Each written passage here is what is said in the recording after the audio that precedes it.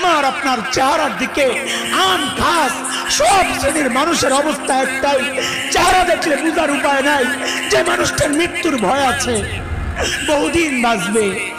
আরে এমনও তো হতে পারে এই জায়গায় বহু ভাই আছেন, বহু মানুষ আছেন যার কাফনের কাপড় দোকানে চলে আসছে।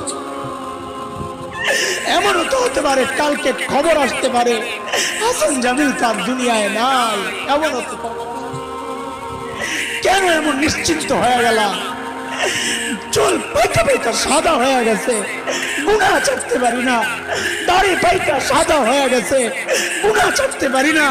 অথচ মালিক ডাক দিয়া দিয়া বলতেছেন, আলাম ইয়ানি লিল্লাযিনা আমানু আন তাখশা কুলুবুহুম লিযিকরিল্লাহ।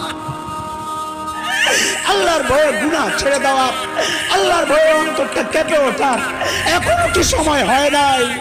আর কত, আর ও ভাই, আর কত, আর কত?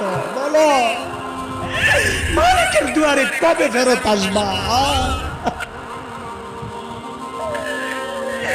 কবে আসবা বলো?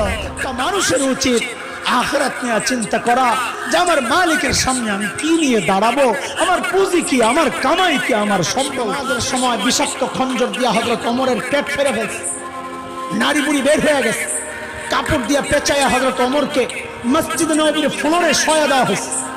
হযরত ওমর বেহুশ, একজনের কোলে মাথা, একটু হুশ ফিরছে, নামাজের খবর নিছেন, একজনের টাকনের উপরে কাপড় উঠাইছেন, আরো কিছু কাজ করছেন।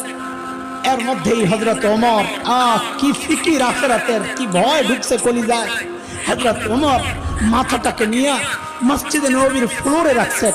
ফ্লোর কি পাকা, টাইলস করা?